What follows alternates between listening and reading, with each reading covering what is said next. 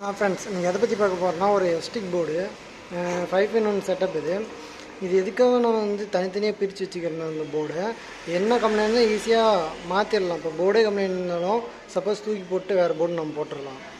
அதுக்கப்புறம் முக்கியமாக இந்த வீடியோ எதுக்குன்னா, சில பேர் ஓட்டை போட்டு இங்கே பிசர்லாம் இருக்கும். இங்கே பாருங்கள், இந்த ஓட்டையில் சின்ன சின்ன பிசர்லாம் இருக்கும். ஓட்டை போட்டு முடிஞ்சோடனே கொஞ்சம் மேலே வரும். நான் என்ன பண்ணுவேன்னா, இதுமாரி உப்பு காகிதம் வச்சுட்டு அதை நம்ம இதுமாரி தேய்ச்சி எடுத்துடணும். இப்படி எடுத்துட்டால் அந்த பிசர்லாம் தங்காது, அடியில் போய் மாட்டாது. ஸோ அந்த ஐசி முன்ன பண்ண உட்கார்றது இருக்காது. இப்போ இந்த ஐசினா அந்த ஐசி ஸ்ட்ரெயிட்டாக அப்படியே சமமாக உட்காந்து தான் அதுக்குண்டான ஹீட்டு எப்படி சொல்கிறதுன்னு தெரில. அந்த ஹீட்டு டேரெக்டாக ஹீட் சிங்கில் இறங்கும், ஐசி சீக்கிரம் ஃபால்ட் ஆகாது இருக்கும். இப்போ நம்ம என்ன பண்ண வச்சிட்டிங்கன்னா அது சரியாக இருக்காது. ஹீட்டு சரியாக ஆகலைன்னா அது ஐசி போயிட்டு தான் இருக்கும். சரியாகலன்னா எதை மீன் பண்ணி சொல்கிறேன்னா, இந்த ஐசியோட ஹீட்டு இந்த ஹீட் சிங்கில் சரியாக இறங்கலைன்னா ஐசி போட்டு தான் இருக்கும். அதுக்கப்புறம் இன்னொரு கம்ப்ளைண்ட் என்னென்னு பார்த்தீங்கன்னா, இந்த ஸ்க்ரூ போடுற ஹோல்ஸ் இதுக்கு நேராக அப்படின்னா நேரானா இந்த ஹோல்ஸுக்கு நேராக இருக்கணும். அப்போ தான் உங்களுக்கு ஐசி முன்னப்பண்ண ஆடாத இங்கே கேப் வராது இருக்கும். இங்கே பாருங்கள், ஆனால் ஃபிட் பண்ணிக்கிற இடத்துல ஒரு துளி கூட கேப் இருக்காது. அந்த கேப் ஃபில்லாக இருக்கும். டேரெக்டாக அப்படியே இப்போ ரொம்ப டெம்பராக அந்த ஐசி இந்த ஹீட் சிங்கில் இறங்கியிருக்கும். ஸோ இப்படி இறங்குறதுனால உங்களுக்கு என்ன, இந்த ஹீட்டு சீக்கிரம் ஹீட் சிங்கில் போய் ஹீட் சிங்கில் ரெடியூஸ் ஆகிரும். இப்படி பண்ணால் ப்ராப்பராக பண்ணால் உங்களுக்கு எந்த கம்ப்ளைண்ட்டும் வராது. சில பேர் இந்த எஸ்டிஐசி வேஸ்ட்டு போயிடும் அப்படின்னு சொல்கிறாங்க. பட் அப்படியெல்லாம் எதுவும் கிடையாது. ஃபஸ்ட்டு நானே இப்படி தான் நினச்சிட்டு இருந்தேன். சில பேர் சொல்லுவாங்க, எப்படின்னா நான் இந்த வேலைக்குள்ளே இந்த ஃபீல்டுக்குள்ளே வந்தது பக்கமாக அப்படி தான் சொல்லிக்கிட்டு இருந்தாங்க.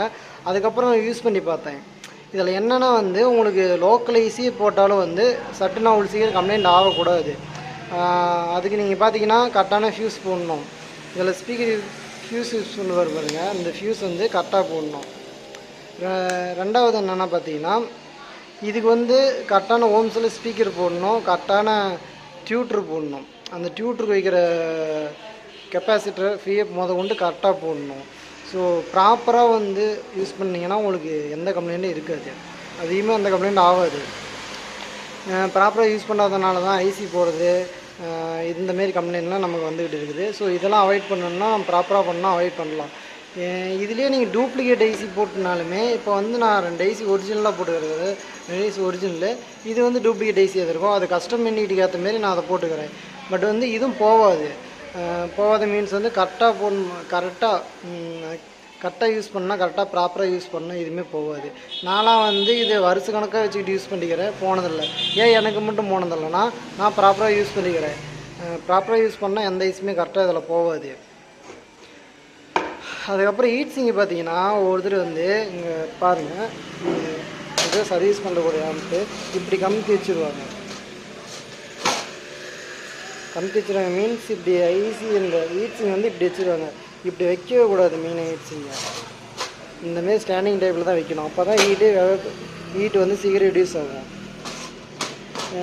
இந்த எஸ்இசி பொறுத்தவரைக்கு நம்ம எதை பண்ணாலும் ப்ராப்பராக பண்ணால் அது எந்த கம்ப்ளைண்ட்டும் வராது, நல்லாவும் இருக்கும். நான் நாம்ப்பு ரீஎஸ்எம்எல் வந்தது நாம்ப்பு நான் ரீஎஸ்எம்எல் பண்ணிவிட்டு உங்களுக்கு வீடியோ கன்வின்ஸ் பண்ணுறேன்.